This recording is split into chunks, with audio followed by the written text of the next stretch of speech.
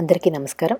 శశిరేఖాస్ kitchen and crafts ఛానల్కి స్వాగతం. ఈరోజు నేను క్యాబేజ్ మసూర్ దాల్ కర్రీ చేస్తున్నాను. ఇది చాలా సింపుల్గా అయిపోతుంది. ఇది ఏంటంటే పొడిపప్పులాగా అనమాట. మనం క్యాబేజ్ పెసరపప్పు వేసుకుంటూ ఉంటాం కదా, అలాగే దీన్ని కందిపప్పుతో కూడా వేసుకోవచ్చు. సో ఇది నేను ఇక్కడ మసూర్ దాల్ తీసుకున్నాను. మసూర్ దాల్ చాలా తొందరగా ఉడికిపోతుంది కాబట్టి ఇది మనకు ఈజీగా ఉంటుంది. ఇదే రెసిపీని మీరు కందిపప్పుతో కూడా ట్రై చేయొచ్చు. ముందుగా మసూర్ దాల్ని తీసుకుని 2-3 సార్లు శుభ్రంగా కడిగి అప్పుడు నీళ్ళలో నానబెట్టాను. ఒక పావు గంట నానిన తర్వాత నీళ్ళని వడగొట్టాను. తర్వాత క్యాబేజీని తరిగాను. ఒక పెద్ద క్యాబేజీ సగం అనుకోండి, సో సన్నగా తరిగి పెట్టాను. తర్వాత కొద్దిగా వెల్లుల్లిపాయలు, పచ్చిమిరపకాయలు కూడా తీసుకున్నాను. 4-5 పచ్చిమిరపకాయలు, కొద్దిగా వెల్లుల్లిపాయలు, కరివేపాకు అవి కూడా రెడీగా పెట్టుకున్నాను. మీరు వెల్లుల్లిపాయ వద్దనుకుంటే వేసుకోకండి. అయినా కార్తీక మాసంలో వెల్లుల్లిపాయ ఏంటి అనుకుంటున్నారా? ఈ వీడియో ఇంతకు ముందేనే రికార్డ్ చేసి ఉంచాలండి. ముందుగా ఒక మూకుడులో 2 టేబుల్ స్పూన్లు నూనె తీసుకుని మీడియం ఫ్లేమ్లో వేడి చేశాను. నూనె వేడెక్కాక అందులో 1 టీ స్పూను మినపప్పు, 1 టీ స్పూను ఆవాలు, 1 టీ స్పూను జీలకర్ర వేసి ఒకసారి కలపండి.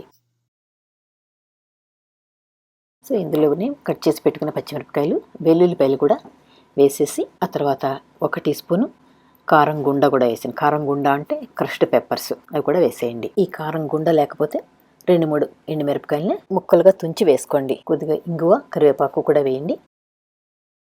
కొంచెం ఇంగువ, కరివేపాకు కూడా వేసి బాగా కలిపేసిన తర్వాత క్యాబేజీని అంతటిని వేసి ఒకసారి బాగా కలిపేయండి. తర్వాత దీంట్లో కొద్దిగా ఉప్పు, పసుపు వేసి ఒకసారి బాగా కలిపేయండి. ఇప్పుడు మనం నానబెట్టి ఉంచుకున్న మసూర్ దాల్ ఉంది కదా, అది కూడా వేసేసి ఒకసారి బాగా కలిపేయండి. ఒకవేళ మీరు మసూర్ దాల్ బదులు కందిపప్పు వాడుతుంటే కనుక కందిపప్పు పూర్తిగా నానే వరకు నానబెట్టండి. 1 గంట సేపైనా కనీసం పూర్తిగా నానే వరకు నానబెట్టండి. అప్పుడు క్యాబేజీ, కందిపప్పు 2 కలిసి సమానంగా ఉడుకుతాయి అన్నమాట. అంతా కలిపేశాక ఇది మాడిపోకుండా ఉండడం కోసం కొద్దిగా నీళ్లు చిలకరించి మూత పెట్టి లో ఫ్లేమ్లో ఉడికించండి. ఈ పొడి పప్పుల్ని మనం 2 రకాలుగా చేసుకోవచ్చు. మొదటిది ఏంటంటే పప్పు, క్యాబేజీ 2 కలిపి ఉడకబెట్టి పక్కన పెట్టి అప్పుడు మనం వేరే దాంట్లో పోపు వేసుకుని ఆ పోపులో అప్పుడు ఈ ఉడికిన క్యాబేజీని, పప్పుని వేసేసుకుని బాగా కలిపేస్తాము. అది ఒక రకం. ఇప్పుడు నేను చేస్తున్నది ఏంటంటే 2వ రకం అన్నమాట. మనం కొద్దిగా హడావుడిగా ఉన్నప్పుడు ఇలా చేసుకుంటే టైం కలిసి వస్తుంది. ముందుగా పోపు వేసి పోపులోనే పప్పు, క్యాబేజీ కూడా వేసేసి కలిపేస్తున్నాం. ఇవి ఉడికే వరకు ఉడకబెడతాం, అంతే, అయిపోయినట్లే. సో అప్పుడు కొత్తిమీర వేసుకుంటే సరిపోతుంది. సో అది మన టైంని బట్టి మీకు ఏది వీలుగా ఉంటుందో అది చేసుకోవచ్చు. సో 2 రకాలు. నేను 2 కలిపి ముందుగా ఉడకపెట్టి పోపులో వేసింది ఆ వీడియో కూడా ఉంది. అది నేను కామెంట్ బాక్స్లో పెడతాను.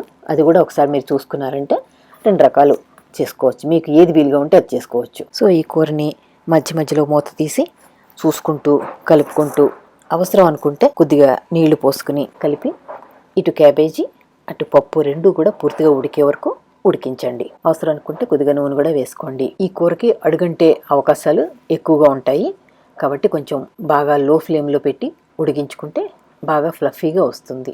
ఈ పొడిపప్పులు చేసుకున్నప్పుడు మనం దీనికి కాంబినేషన్గా ఏదైనా పులుసు పెట్టుకుంటే బాగుంటుంది. ముక్కల పులుసు, ఆనపకాయ పులుసు, బెండకాయ పులుసు, ఇలా ఏదైనా పులుసులు పెట్టుకోండి. లేదా మజ్జిగ పులుసు పెట్టండి, బాగుంటుంది, చాలా బాగుంటుంది. మజ్జిగ పులుసు, ఈ పొడిపప్పులు కాంబినేషన్ నిజంగా చాలా బాగుంటుంది. సో అలా ట్రై చేయండి. అంతేకాకుండా దీని పక్కన అప్పడాలు, ఒడియాలు కూడా వేయించుకుంటే కూడా చాలా బాగుంటుంది.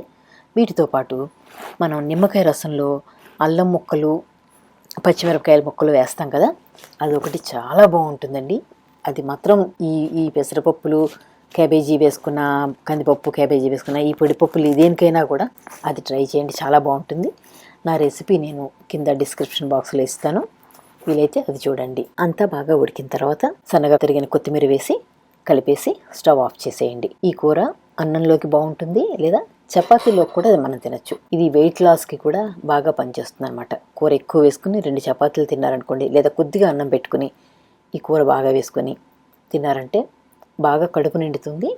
సో మనకి వెయిట్ లాస్కి కూడా అలాగే డయాబెటీస్కి కూడా పనిచేస్తుంది అనమాట. ఈ క్యాబేజీలో ఫైబర్ బాగా ఉంటుంది కాబట్టి బ్లడ్ షుగర్ పెరగకుండా చూస్తుందన్నమాట. నా వీడియో చూసిన మీ అందరికీ ధన్యవాదాలు. ఈ వీడియోని తప్పకుండా ట్రై చేసి ఎలా వచ్చిందో నాకు కామెంట్ బాక్స్లో చెప్పండి.